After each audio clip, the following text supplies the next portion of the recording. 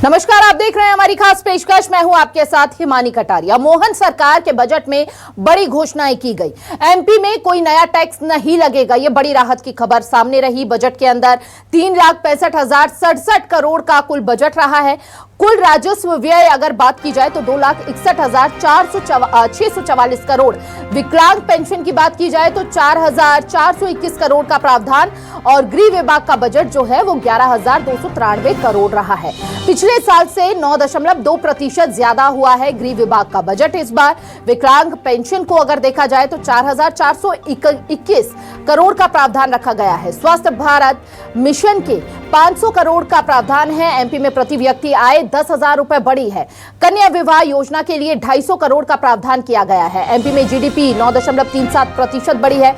वहीं पीएम सिंचाई योजना, स्वास्थ्य के लिए 34% अधिक बजट का प्रावधान किया गया है। स्वास्थ्य पे यहां पर खासा फोकस रहा सरकार का। एमपी में 2 करोड़ 30 लाख लोग गरीबी रेखा से बाहर आए। स्वास्थ्य के लिए 34% अधिक बजट का प्रावधान रहा। महिला एवं बाल विकास विभाग के बजट में 81% की वृद्धि की गई है। सभी वर्गों को ध्यान में रखकर इस बजट को पेश किया गया है। बजट में 16% की वृद्धि हुई है इस बार। और साथ ही चाहे पीएम फसल बीमा योजना के लिए 2,000 करोड़ का प्रावधान हो या 30 करोड़ मृदा संरक्षण के लिए हो, राज्य उज्ज्वला योजना के लिए 520 करोड़ का प्रावधान रखा गया। और यहां पर सबसे खास बात रही कि पुलिस महकमे में 7,500 पदों पर भर्ती की जाएगी। यहां पर चाहे युवा हो, शिक्षा विभाग हो, सभी वर्गों को साधने का प्रयास किया गया है इस बजट के अंदर। जलगंगा संवर्धन के लिए 27,870, विकलांग पेंशन के लिए 4,421 करोड़ का प्रावधान रखा गया है। साथ ही गृह विभाग का बजट 11,293 रखा गया है। प्रदेश की बेहतरी और विकास के लिए इस बजट को पेश किया गया है। पिछले साल 9.2% और स्वस्थ भारत मिशन 500 करोड़ का प्रावधान रखा गया है। जलगंगा संवर्धन के लिए 27,870 करोड़ का प्रावधान रखा गया है। विकलांग पेंशन की अगर बात की जाए तो यहां पर 4,421 करोड़ का प्रावधान रखा गया है। इसके अलावा खास बातें यह भी रही कि पशुपालकों और गौशालाओं के लिए भी 590 करोड़ का प्रावधान दिया गया है। यहां पर दुग्ध उत्पादों के प्रोत्साहन के लिए 150 करोड़ का प्रावधान यहां पर दिया गया है। तो यहां पर बजट की ये कुछ खासियतें रही जो हम आपको विस्तार से बता रहे हैं। वहीं अगर बात की जाए तो महिला सशक्तिकरण पर भी सरकार का फोकस रहा है और लगातार महिला सशक्तिकरण की जब हम बात करते हैं तो विपक्षी दल ने इस पूरे मामले को लेकर, इस पूरे मुद्दे को लेकर खूब आवाज उठाई थी, खूब विरोध किया था। और अब इस बजट के अंदर जो आंकड़े सामने आए हैं वो भी आपको विस्तार से बताते हैं। लड़की लक्ष्मी और लाडली बहना के लिए 26,560 करोड़ का प्रावधान दिया गया है बजट के अंदर। और शिक्षा में 22,600 करोड़ का प्रावधान दिया गया है। शिक्षा के क्षेत्र को और बेहतर बनाने के लिए यह प्रावधान दिया गया है बजट के अंदर।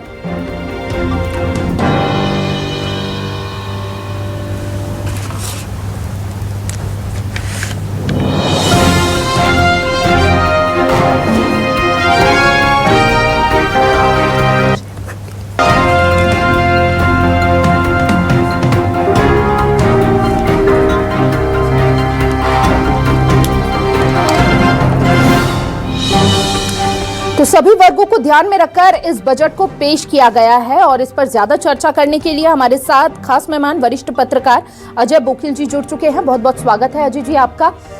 किस तरह से आप इस बजट को देख रहे हैं? बड़ा बजट माना जा रहा है, सभी वर्गों को साधने का प्रयास इस बजट के अंदर किया गया है। मोहन सरकार का पहला बजट है।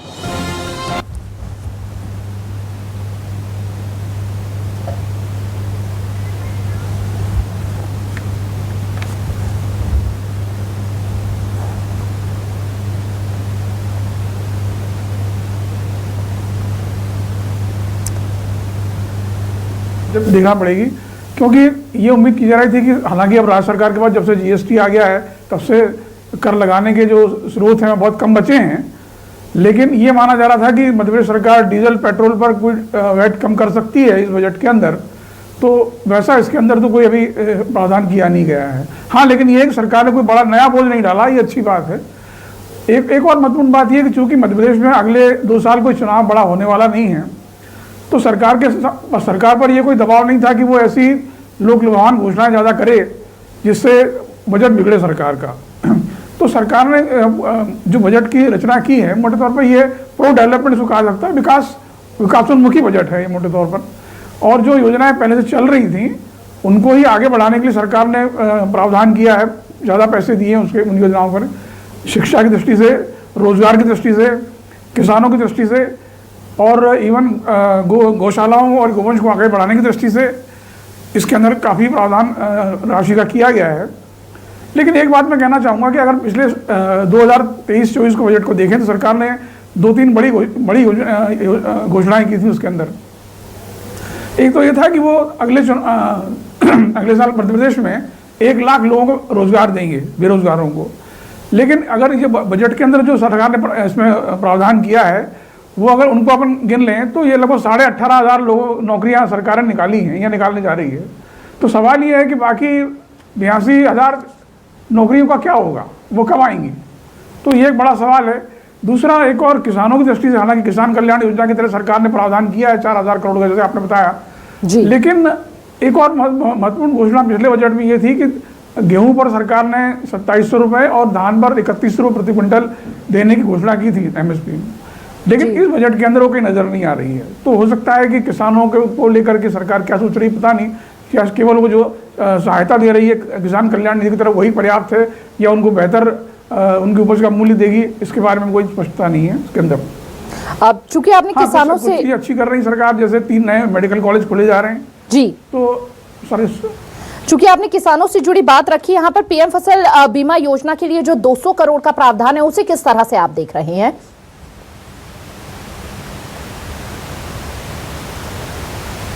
हाँ, नहीं, जो योजनाएं चल रही है वो तो है, लेकिन जो MSP की बात हो रही थी, जो सरकार ने पहले घोषणा की थी, उसका इसमें कहीं दिखाई नहीं पड़ रहा है। ये मैं कह रहा हूँ आपसे। तो सरकार ये मान के चली, खासकर जो चुनाव का नतीजा लोकसभा का आया है या विधानसभा का आया, तो सरकार को ऐसा लग रहा है कि किसान मध्य प्रदेश का बहुत ज़्यादा असंतुष्ट नहीं है और मोटे तौर पर सरकार कामकाज से खुश है, इसलिए अलग से इसमें कोई बहुत ज़्यादा सरकार ने पहल नहीं की है। जी, यानी कि ये कोई बड़ा, इसे बड़े बदलाव के तौर पर आप नहीं मान रहे हैं? मेडिकल कॉलेज हो, मेडिकल कॉलेज एक बड़ा यहाँ पर फैसला जो है सरकार द्वारा लिया गया है शिक्षा के क्षेत्र में।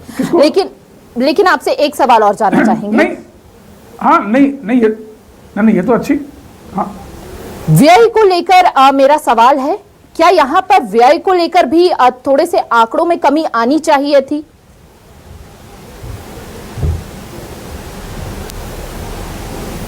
काय को लेके? थोड़ी आपकी आवाज बीच में कट गई थी। बिल्कुल, अजय जी आप बने रहिए हमारे साथ, चर्चा हमारी जारी रहेगी। इस बीच हमारे सहयोगी हेमंत भी हमारे साथ जुड़ चुके हैं, वो कुछ दिखाना चाहते हैं, बताना चाहते हैं। एक बार उनका रुख कर लेते हैं, क्या अपडेट है उनके पास? देखिए, बिल्कुल बजट को लेकर कुछ महिलाएं मेरे साथ में हैं। महिलाएं क्या सोचती हैं इस बजट को लेकर, कैसा ये बजट है, कितना अच्छा बजट है। हालांकि एक कोई नया टैक्स तो लागू नहीं किया गया है, लेकिन इससे महिलाओं को कितना फ़ायदा है, महिलाएं मेरे साथ में मौजूद हैं। मैम, आज प्रदेश सरकार ने अपना बजट जारी किया, कैसा ये बजट आपको लग रहा है, कैसे देखती हैं आप इसको? ये महिलाओं के, युवाओं और किसानों के सभी के हित में आज का बजट जारी किया गया है। आप देखेंगे कि सभी को इसमें कुछ न कुछ आप किसानों को देख लीजिए, महिलाओं को देख लीजिए, युवाओं को देख लीजिए, अलग अलग तरीके से स्वास्थ्य क्षेत्र में देख लीजिए या शिक्षा के क्षेत्र में देख लीजिए, सभी जगह माननीय देवड़ा जी ने इस बजट को प्रस्तुत किया है और ये जनता के हित में पूर्णतः बजट है और सभी देश की जनता इस बजट का समर्थन करती है। अच्छा, महिलाओं के लिए कितना फ़ायदेमंद बजट आप देखती हैं? मेरा ऐसा मानना है कि जो हमारे प्रदेश में वित्त मंत्री श्री जगदीश देवड़ा जी ने जो आज बजट पास करा है वो महिलाओं के लिए बहुत ही लाभदायी है, क्योंकि जो भी महिलाएं आज तक अभी तक उज्ज्वला योजना का फ़ायदा नहीं उठा पाई थी, उन सभी महिलाओं को वापस से उज्ज्वला योजना का फ़ायदा मिलेगा। उन सभी महिलाओं को वापस से लाडली बहन योजना का ऐसा बताया गया है कि उसके लिए भी बजट पास किया गया है। लेकिन हम कहना चाहते हैं कि जो बजट है ये संपूर्ण बजट है, ये केवल महिलाओं के लिए ही नहीं सभी वर्गों के लिए है। बुजुर्गों के लिए भी कई सारे प्रावधान हैं और युवाओं के क्षेत्र में भी कई सारे प्रावधान हैं। बिल्कुल, आप कैसे देखते हैं इस बजट को?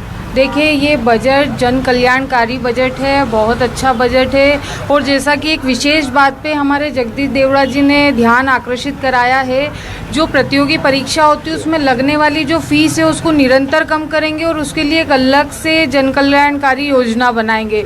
तो ये सभी विद्यार्थियों के लिए बहुत लाभदायक होगा और दूसरे सभी सेक्टरों में महाविद्यालयों की उन्होंने घोषणा की और साथ ही में उन्होंने 2003 से उसका अंतर भी किया है कि 2003 में स्थिति कैसी थी और वर्तमान में कैसी है।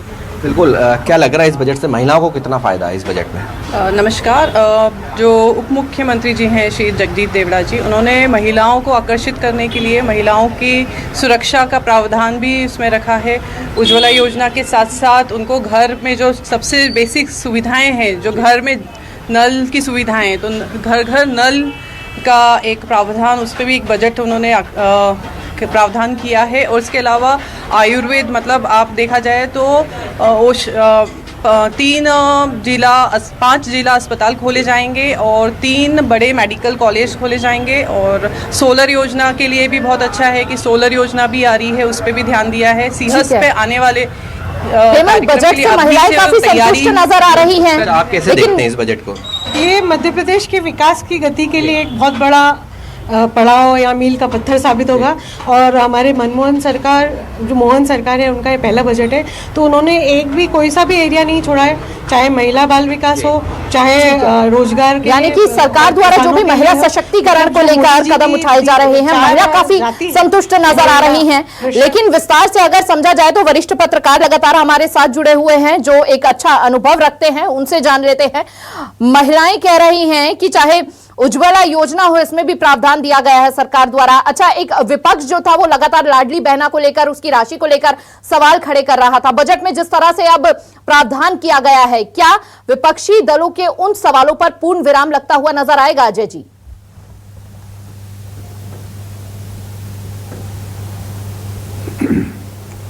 हाँ, देखिए, लाडली बहना को लेकर के लाडली बहना योजना बंद हो जाएगी, ये इस तरह की अफवाह फैलाई जा रही थी, लेकिन वो तो संभव नहीं था। हाँ, लेकिन ये है कि इसकी राशि बढ़ाई जाएगी। एक अफवाह ये भी चल रही थी कि सरकार जो है लाडली बहना योजना के तहत 3,000 रुपए कर देगी जी, लेकिन वैसा भी नहीं है। लेकिन जो योजना पहले से चल रही है, सरकार ने उसके लिए प्रावधान किया है। इसका मतलब ये है कि ये योजना सरकार बंद करने नहीं जा रही है। और दूसरी बहुत सारी योजना भी हैं, जैसे आपने योजना कहा, और भी, तो उसके लिए मैंने कहा ना कि जो योजनाएं पहले से चल रही हैं उसके लिए सरकार ने पर्याप्त प्रावधान किया है और ये साफ कर दिया कि कोई योजना बंद सरकार करने नहीं जा रही है। जो चल रही है वो चलती रहेंगी। कुछ थोड़ी बहुत नई हुई योजनाएं भी हैं, लेकिन कुल मिला के सरकार का ध्यान मोटे तौर पर जो मुझे दिखाई पड़ रहा है वो ये है कि इंफ्रास्ट्रक्चर डेवलपमेंट, शिक्षा और स्वास्थ्य, ये 3 सेक्टर ऐसे हैं जहां पर सरकार ने सबसे ज्यादा इसको तवज्जो दी है। खास करके स्वास्थ्य का बजट लगभग जो है आपने 34% बढ़ा दिया है। ये बहुत अच्छी बात है, क्योंकि शिक्षा और स्वास्थ्य 2 ऐसी चीजें हैं जो ह्यूमन इंडेक्स को तय करती हैं।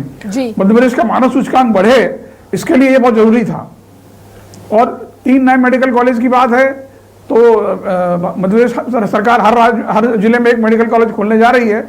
लेकिन एक बात जरूर मैं कहना चाहूंगा कि मेडिकल कॉलेज खुल रहे हैं, बहुत अच्छी बात है, लेकिन जो मेडिकल कॉलेज खुल चुके हैं उनमें जो इंफ्रास्ट्रक्चर है वो उस तरह का अभी तक प्रॉपर नहीं हो पाया। उसकी तरफ भी सरकार को ध्यान देना चाहिए। उम्मीद की जाती है जो बढ़ा हुआ पैसा है ये शायद उसमें खर्च होगा। बिल्कुल, यानी कि आपका कहना है कि करनी और कथनी में फर्क ना रह जाए। इससे पहले भी कई कॉलेजेस को यहां पर अनुमति मिली, लेकिन जो इंफ्रास्ट्रक्चर होना चाहिए था वो यहां पर सामने नजर नहीं आ पाया है। व्यय को लेकर हम आपसे सवाल कर रहे थे, एक बार फिर से उसी सवाल का रुख करते हुए आपसे जानेंगे कि क्या आपको लग रहा है कि व्यय की जो राशि है उसमें थोड़ी सी यहां पर कमी लानी चाहिए थी?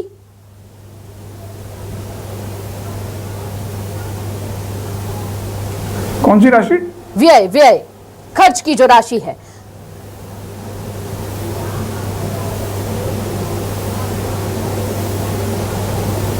अजय जी, आप तक आवाज पहुंच रही है? आप मुझसे पूछ रही? बिल्कुल बिल्कुल अजय जी। हाँ, नहीं, वो राशि कौन सी पूछ रही थी? आप क्लियर नहीं हुआ, सुनाई नहीं दिया ठीक से। बिल्कुल, देखिए, कुल मिलाकर अगर देखा जाए तो क्या सभी वर्गों को साधने का प्रयास इस बजट द्वारा किया गया है, या फिर जैसे कि विपक्ष हमेशा से कहता रहा है कि यहां पर लॉलीपॉप जनता को दिया जा रहा है? कैसा देख रहे हैं आप इस पूरे बजट को कुल मिलाकर?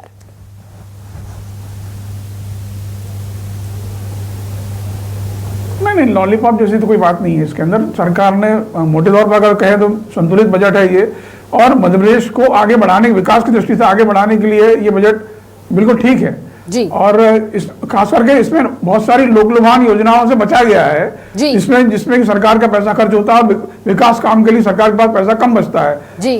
तो सरकार ने जो प्राथमिकता दी है वो, हाँ, वो डेवलपमेंट को सरकार ने प्राथमिकता दी है, ये अच्छी बात है। हाँ, लेकिन जो योजनाएं पहले से चल रही सरकार की वो उसको कंटिन्यू रखा गया, उसमें कोई चेंज नहीं है। और वो योजनाएं सभी वर्गों के लिए, वो ओबीसी के लिए भी है, अल्पसंख्यकों के लिए भी है, महिलाओं के लिए भी है, SC ST के लिए भी है। तो इन सब योजनाओं को सरकार ने जारी रखा है, इसमें कोई किसी की योजना को बंद नहीं किया है, तो वो योजना चलती रहेंगी। बिल्कुल, देखिए अभी हाल फिलहाल में कोई भी बड़े चुनाव नहीं है, लेकिन जैसे कि धार्मिक स्थलों के लिए भी यहाँ पर बजट के अंदर प्रावधान रखे गए हैं, उसे किस तरह से आप देख रहे हैं?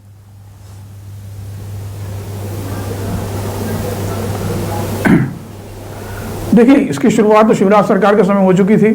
सरकार ने जो है तीर्थ यात्रा कराने में, अलग अलग मंदिरों का विकास करने और इस तरह की तमाम योजनाएं शुरू की थी, और जो इसी को आगे बढ़ाया जा रहा है। राम वनगमन पथ योजना जो है वो बहुत पुरानी है, लेकिन उस पर अभी तक काम नहीं हो पाया था। तो मोहन यादव सरकार ने इसको बजट में रखा है, तो उस पर आगे शायद काम होगा। इसी तरह श्री कृष्ण पाथे नाम से एक नई योजना शुरू की जा रही है, तो वो कृष्ण भक्तों के लिए एक आकर्षण का विषय हो सकती है। तो ये हो सकता है, लेकिन कुल मिला के मेरे को जो लग रहा है वो सरकार की बड़ी प्राथमिकता ये है कि विकास उसके केंद्र में है, और खास करके इंफ्रास्ट्रक्चर डेवलपमेंट इसके केंद्र में है। जी बिल्कुल, आप बने रहिए अजय जी। इस बीच एक और मेहमान हमारे साथ जुड़ चुके हैं, इकोनॉमिक एनालिस्ट हैं हमारे साथ तनुज दीक्षित जी। बहुत बहुत स्वागत है तनुज जी आपका। और सबसे पहले तो आपकी प्रतिक्रिया लेना चाहूंगी कि बड़ा बजट पेश किया है सरकार ने, किस तरह से इसे आप देख रहे हैं? निश्चित रूप से देखिए, अंतरिम बजट जो फरवरी में आया था मोहन सरकार का, वो 1,45,000 करोड़ रुपए का था।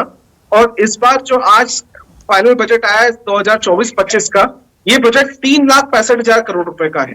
इस बजट की सबसे अगर मुख्य और खास बिंदुओं की अगर हम बात करते हैं, तो इस बजट के अंदर किसानों के लिए 2,000 करोड़ रुपए फसल बीमा योजना के लिए जो पारित करें मोहन सरकार ने, इसके अतिरिक्त 76% से पशुपालकों का बजट इंक्रीमेंट किया गया है, जो कि 590 करोड़ रुपए के आसपास जाता है। तो जो वाकई में एक बहुत बड़ा बजट होता है। वहीं पर हम ये देखिए, सॉइल के लिए भी उन्होंने तकरीबन संरक्षण के लिए भी तकरीबन 30 करोड़ रुपए का बजट पास किया है। साथ ही साथ गौशाला के लिए 250 करोड़ और दूध उत्पादन के लिए 150 करोड़। और वहीं जहां अभी 5 शासकीय मेडिकल कॉलेज है प्रदेश में, वहां उसे 14 करने के लिए भी उन्होंने बोला है। तो निश्चित रूप से जो बजट है ओवरऑल महिलाओं का, किसानों का, दूध उत्पादकों का, पशुपालकों का, और इस तरीके का बजट हमें लगता है इस बार जो है देखने को मिल रहा है हमें। अब क्या आपको ऐसा लग रहा है तनुज जी कि जो पुराने अब जो भी योजनाएं चल रही थी केवल उन्हें बढ़ाने की कोशिश की गई है, और साथ ही साथ यहाँ पर जो खर्च है, जो व्यय है, उसे बहुत ज्यादा रखा गया है? देखिए, सबसे बड़ी बात यह है कि मोहन सरकार का पहला बजट है जो इस बार आया है। तो निश्चित रूप से जो बजट है इसके ऊपर काफी विशेष ध्यान केंद्रित किया गया है। जैसे कि जनजाति के लिए 46,000 करोड़ रुपए का बजट इस बार सरकार ने रखा है। वहीं कोई भी पुरानी योजनाओं को सरकार बंद नहीं कर रही, चाहे लाडली बहना हो, लाडली लक्ष्मी योजना हो, और समस्त सरकार ने सभी के लिए अलग अलग बजट दिया है। साथ में किसानों को 0% ब्याज पर लोन की सुविधा दी गई है।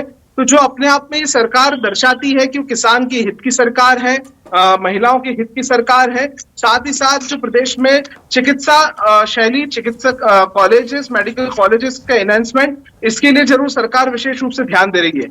यहाँ पर लोगों को इंटरेस्ट को लेकर भी काफी उम्मीद थी, लेकिन बजट जब सामने आया तो क्या लग रहा है उसको लेकर सरकार को? कोई यहाँ पर इंटरेस्ट को लेकर भी? जी, किस चीज को लेकर की उम्मीद थी? इंटरेस्ट को लेकर शायद यहाँ पर कमी लाई जाए, या इस तरह के लोग अनुमान लगा रहे थे। देखिए, जो अनुमान है उससे काफी बेहतर मुझे लगता है ये बजट है, क्योंकि 16% वृद्धि करी गई है बजट के अंदर, जो कि बहुत बड़ा आंकड़ा होता है 16% की वृद्धि करना, पहली बात। दूसरा, इस बजट के अंदर में देखिए, जो अभी तक जैसे कि आपके आयुष्मान कार्ड की अगर बात करी गई, उसमें उसके बनाने को लेकर के जो लाभार्थी अभी काफी सारे वंचित रह गए हैं, उसके काम के लिए सरकार ने वो करा है। साथ ही PM श्री एयर एम्बुलेंस योजना जो है वो भी सरकार ने शुरू करी है। तो निश्चित रूप से कई सारे ऐसे गंभीर रूप से पीड़ित पेशेंटों को भी काफी हद तक सहायता मुझे लगता है सरकार के द्वारा प्रेषित की जाएगी। इसके अलावा खेल क्रीड़ा के लिए सरकार ने 586 करोड़ रुपए का बजट दिया है, जो कि बहुत बड़ा बजट है। और लगता है कि इससे युवा और खिलाड़ियों को, प्रदेश के खिलाड़ियों को भी काफी हद तक जो है एक प्रोत्साहन मिलेगा। बिल्कुल, यानी कि युवाओं के बीच में जो नाराजगी देखी जाती रही है, और हमेशा से विपक्षी दल इसे बड़ा मुद्दा बना के सामने भी पेश करता रहा है, लेकिन अब इस बजट से कहीं ना कहीं वो नाराजगी दूर होती हुई नजर आएगी, आपका ये कहना है। अजय जी से भी जान लेते हैं इसका जवाब। अजय जी, क्या लग रहा है जो युवाओं के लिए बजट पेश किया गया है, क्या युवाओं की नाराजगी कई हद तक कम होगी?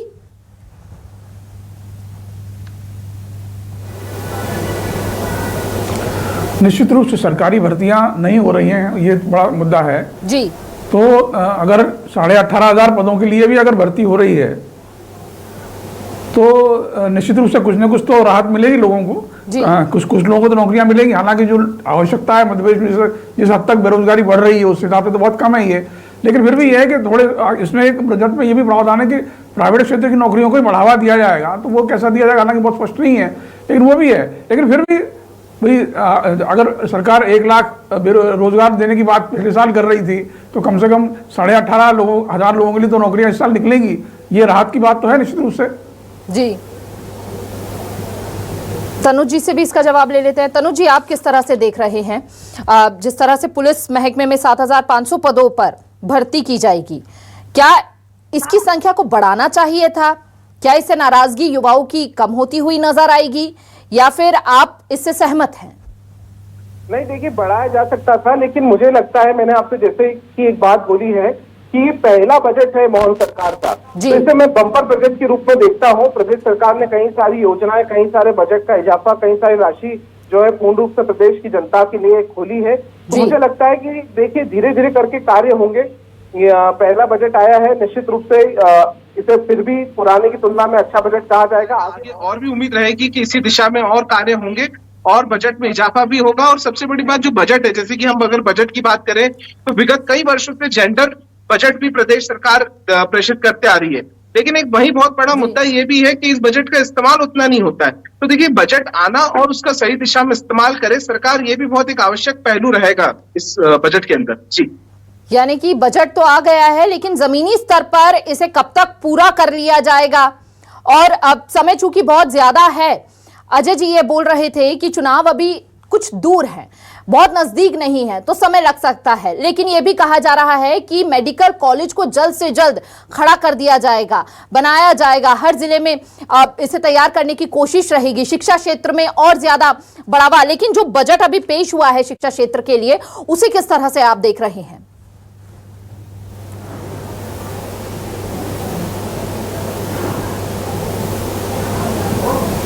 जी तनु जी, आपसे सवाल है। जी, शिक्षा क्षेत्र के लिए जो बजट पेश हुआ है, करनी कथनी में कितना फर्क नजर आएगा, और साथ ही मेडिकल कॉलेज इसे एक बड़ा कदम माना जा रहा है शिक्षा क्षेत्र के अंदर, क्या लग रहा है उसका कितना प्रभाव पड़ेगा, कितनी जल्दी तैयार हो जाएगा, क्या लग रहा है आपको? देखिए जो केंद्र सरकार का बजट है उससे तुलना करना ठीक नहीं रहेगा। प्रदेश की अलग पॉलिसीज होती है, प्रदेश के अलग विकास के मायने होते हैं। निश्चित रूप से जो केंद्र सरकार का बजट है उससे प्रदेश सरकार का बजट काफी हद तक जो राष्ट्रीय स्तर की योजनाएं हैं उसे लागू कराने का मकसद तो होता ही है, लेकिन निश्चित रूप से उसके साथ में जो अन्य योजनाएं हैं उस पर भी विशेष रूप से ध्यान दिया जाता है। तो मुझे लगता है कि समय के साथ ये देखना होगा कि बजट जो आया है उसमें कितना कारगर साबित होगा, और यही मेरे हिसाब से इसका सबसे महत्वपूर्ण बिंदु रहेगा। बिल्कुल, यानी कि इसे बम्पर बजट के तौर पर देखा जा रहा है। हर वर्ग के लिए ये बेहतरीन साबित हो सकता है अगर जल्द से जल्द इस पर कार्य किए जाए। और साथ ही बहुत बहुत शुक्रिया आप दोनों मेहमानों का हमारे साथ जुड़ने के लिए और इस विषय पर खास चर्चा करने के लिए।